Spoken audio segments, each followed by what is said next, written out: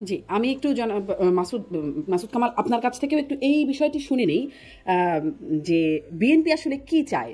জনাব আব্দুল হান্নান মাসুদ যে বিষয়টি বলছিলেন, আপনি কি তার সাথে একমত? তাই কি মনে হচ্ছে বিএনপি শুধু নিজের পক্ষেই সবকিছু করতে চাইছে বা সুবিধা পেতে চাইছে? দেখুন, বিএনপি তো একটা রাজনৈতিক দল, তাই না? বিএনপি তাদের যে রাজনীতি আছে সেই রাজনীতির পক্ষে যে কথা বলবে তাদের তো সেটাই ভালো লাগবে। তাদের পক্ষে তারা যেটা চায় যে সে ধরনের আচরণ সরকার করে, বিএনপি খুশি হবে। যেমন রাষ্ট্রপতি পদত্যাগের ব্যাপারে বৈষম্যবিরোধী ছাত্র আন্দোলন বললো, একটা আলটিমেটাম দিল, ওই সময়ের মধ্যে রাষ্ট্রপতিকে পদত্যাগ করতে হবে। এবং এটা শোনার পর বিএনপি প্রধান উপদেষ্টার সঙ্গে দেখা করলেন, দেখা করে ওনারা কথা বলেছেন, প্রধান উপদেষ্টা ওনাদের কথা রেখেছেন, অথবা যাই হোক ওই আন্দোলনে থেমে গেছে। বিএনপি নিশ্চয়ই এখানে তো বিএনপি রাজনীতি এবং ছাত্র আন্দোলনের রাজনীতি এক না, এক হওয়ার কথাও না, কারণ ছাত্র আন্দোলন যারা করে তারা তো বিএনপি করে না, এক হওয়ার কথাও না। বিএনপি তার রাজনীতির সঙ্গে যখন মিলবে তখন খুশি হবে, এটা তো খুবই স্বাভাবিক। এখন দেশের সর্বস্তরে বিএনপি প্রভাব বিস্তার করেছে, করতেই পারে। বিএনপি একটা বড় দল, আগে আওয়ামী লীগ করেছেন, বিএনপি করবে, জামাত করবে, সব দলই করবে। বাংলাদেশের যারা নাকি এখানে আছে, বিভিন্ন প্রতিষ্ঠানের পদে আছেন, একদম পেশাদারিত্বের সঙ্গে কাজ করতে পারে কয়জন? সে কোনো না কোনো দলের সঙ্গেই থাকে, তো তারা থাকতেই পারে। এখন এটা দেখে যদি ওনারা বলেন নতুন যে দলটা এখনো হয় নাই, ফেব্রুয়ারিতে হবে বলে মাত্র পরশুদিন ঘোষণা দেখলাম, যে নাকি ফেব্রুয়ারিতে একটা দল করতে যাচ্ছে। যদিও সারজিৎ সাহেব আবার মাসখানেক আগে বলেছিলেন যে তারা কোনো দল করবে না, তারা একটা রাজনৈতিক শক্তি হবে। উনি ছিলেন মুখ্য সংগঠক, মুখ্য সংগঠক বলেছে রাজনৈতিক শক্তি হবে। আবার সদস্য সচিব এখন কালকে বললো ফেব্রুয়ারিতে ঘোষণা হবে। অলরেডি কি নাম হবে তারও নাকি 100 প্রস্তাব পাওয়া গেছে, সেই প্রস্তাব থেকে একটা নাম তারা নেবে, মানে তারা একটা দল করবে। এখন যারা দল করবে, এই দলটা তো নতুন দল হচ্ছে, এখন নতুন দলের অত বেশি সমর্থকটাও থাকতে পারে। দল করলে হয়তো তাদেরও সমর্থক বাড়বে, অথবা যারা এখানে আছে পুরনো দলগুলিতে, অনেক আওয়ামী লীগের লোকজন, হয়তো অনেক আওয়ামী লীগের যারা নাকি আমলা আছে, তারা হয়তো নতুন দলে আসতেও পারে, তো তাদের সংখ্যা বাড়তে পারে। কাজে বিএনপির বেশি, বিএনপির মতো করে সরকার চলছে, এই অভিযোগটা যখন সরকারের মধ্যে যারা আছে তারা করে, তখন এই বিষয়টা কিন্তু আমার কাছে গ্রহণযোগ্য মনে হয় না।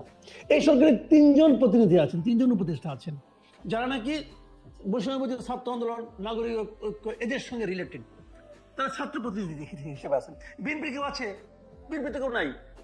এবং তারা 3জনই পাওয়ারফুল, 3জনই খুবই পাওয়ারফুল।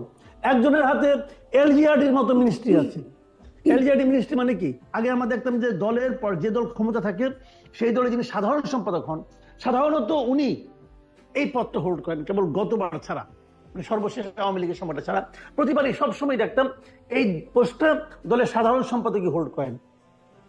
মানে কারণ এই পোস্টটা যিনি পান, এই মন্ত্রণালয় যিনি পান, তার পক্ষে সারা দেশে দল গড়া, দল গোছানো সহজ হয়। সেই মন্ত্রণালয়টাও কিন্তু এই ছাত্রদের হাতে দেওয়া আছে। আরেকজন উপদেষ্টা যার কোনো মন্ত্রণালয় নাই, মানে সে মানে আপনার পোর্টফোলিও নাই, তার কোনো কোনো মন্ত্রণালয় সে পান নাই। কেন পান নাই? আমি তো মনে করি তাকে অতিরিক্ত গুরুত্ব দেওয়ার জন্য পান নাই, যাতে উনি সব মন্ত্রণালয়ে খবরদারি করতে পারেন। উনি তাই করছেন, আমরা যতটুকু খবর পাই। তাহলে এত পাওয়ারফুল নেতা যে 3জন আছেন তাদের, তারা অভিযোগ করতেছে বিএনপির ব্যাপারে যে বিএনপি নাকি সরকারের মধ্যে বেশি প্রভাব বিস্তার করতেছে। এখন সরকারও তো একটা লজিক দিয়ে চলে, সরকারকে তাকে জবাবদিহি করতে হয়, জবাবদিহি করতে হয় না? সরকার যে কাজটা করে, দেখেন এই সরকারটা গঠিত হয়েছে কিসের উপর ভিত্তি করে? আপনি যাই বলেন, আপনি 72-এর সংবিধান মানেন না, ওটা দিয়ে ফুটবল খেলবেন না, কি করবেন, যা ইচ্ছা তাই করেন। ওই সংবিধানকে সমুন্নত রাখার শপথ তো আপনি নিয়েছেন। এই সরকারের প্রত্যেকটা উপদেষ্টা শপথ নিয়েছেন যে তারা সংবিধানকে সমুন্নত রাখবেন, নিয়েছেন না? নেওয়ার পরেই এই মানে ছাত্র সংসদ যারা প্রতিনিধি আছে তারা বলতে তারা 72 সংবিধান মানে না। তাহলে তাদের শপথের কি মূল্য আছে? তাদের শপথের কোনো মূল্য আছে? মূল্য নেই তো। তো এখন এইরকম মানে ছেলে মানুষই কাজ, এটা তো ডক্টর ইউনূসের পক্ষে করা সম্ভব নাও হতে পারে। ডক্টর ইউনূস হয়তো লজিক্যালি কথা শুনতে চান, বিএনপি যারা আছেন অভিজ্ঞ পলিটিশিয়ান তারা হয়তো লজিক দিয়ে বুঝিয়েছেন এটা করলে কি সমস্যা হবে, কি সমস্যা হবে না। এবং ছাত্ররাও আমার ধারণা বুঝতে পেরেছেন, বুঝতে না পারলে তাদের আন্দোলন থেমে গেল কেন? তারাও বুঝতে পেরেছেন যে রাষ্ট্রপতি পদত্যাগ চাওয়া ঠিক হবে না, তো তারা আন্দোলন করতো। তারাও বুঝতে পেরেছে যে প্রক্লেমেশন বেশি বাড়াবাড়ি করা ঠিক হবে না, তারাও তারা আন্দোলন করতো। তারা তো 15 তারিখে দিয়েছিল আলটিমেটাম যে 15 জানুয়ারির মধ্যে প্রক্লেমেশন করতে হবে, ঘোষণাপত্র দিতে হবে। সরকার দিয়েছে? দেয়নি তো। তারা প্রথম আলোচনাটাই করেছে 16 তারিখে। মানে 15 তারিখ পার করে দিছে আগে, ওদের আলটিমেটামের ডেটটা পার করে তারপরে যারা বসেছে আলোচনায়, এবং সে আলোচনার ফল কি এখন পর্যন্ত অসডিম্ব, কোনো ফল নাই। কিন্তু তার মানে তাদের পাত্তা দিল না। ছাত্র যদি ক্ষমতা থাকতো তাহলে আন্দোলন করতো, আন্দোলন করে না কেন? করে নাই এই কারণে তারা বুঝে গেছে যে এই সরকারের সমর্থন ছাড়া তারা বেশি দূর যেতে পারবে না। এবং সরকার সমর্থন দেন এই জন্য তারা হয়তো গোসা করছেন, হতে পারে মন খারাপ করছেন, এটাও হতে পারে, আমি অস্বাভাবিক কিছু বলছি না। কিন্তু বাস্তবতা সরকার যেভাবে বুঝে ওনারা সেভাবে বুঝে না। এত বড় একটা সিদ্ধান্ত প্রক্রিয়া কার সঙ্গে আলাপ করে নিচ্ছে তারা, নাগরিক কমিটি এবং বৈষম্য ছাত্র আন্দোলন, তারা দুজনে মিলে আলোচনা করে সিদ্ধান্ত নিয়ে নিছে। এবং সেই সিদ্ধান্তটা যে ভুল ছিল, ব্লান্ডার ছিল, এটা প্রমাণিত হয়েছে। অথচ দেখেন, আমিও মনে করি, কিন্তু আমিও মনে করি যে একটা ঘোষণাপত্র থাকা দরকার ছিল, এই কারণে ছিল, এটা একটা সেফগার্ড হিসেবে থাকতো। তা না হলে ওরা যা করছে তার তো ভাই পরবর্তী সময় আজকে থেকে 10 বছর 15 বছর পরে একটা সরকার আসবে, একটা নিয়মতান্ত্রিক সরকার আসবে। সেই নিয়মতান্ত্রিক সরকার সমস্ত কর্মকাণ্ডকে কিন্তু নিয়মতান্ত্রিক ভাবে বিচার বিশ্লেষণ করার চেষ্টা করবে। তখন এদের এই কর্মকাণ্ডটার সেফগার্ডটা কি? আমি মনে করি ঘোষণাপত্রটা আরো আগেই ডিক্লেয়ার করা উচিত ছিল, আগে হয় নাই, পরে হলেও করা উচিত, আমি পার্সোনালি কিন্তু মনে করি। কিন্তু সেটা সরকার মনে করতেছে না। এখন সরকারকে তারা মনে করাতে পারছে না, তাহলে কি আমরা ভাববো যে এদের গুরুত্ব সরকারের কাছে কমে গেছে? কমতে পারে, কমার সম্ভাবনা আছে। এগুলো একটা দিক।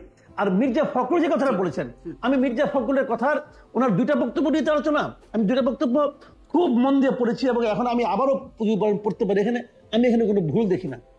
উনি একজন ঝানু রাজনীতিবিদের মতো কথা। উনি কি বলেছেন? যদি সরকার পূর্ণ নিরপেক্ষতা পালন করে তাহলেই তারা নির্বাচন কন্ডাক্ট করা পর্যন্ত থাকবে। যদি যদি করে তাহলে থাকবে, না করলে থাকবে না। এতে তো কোনো ঝামেলা নাই তো।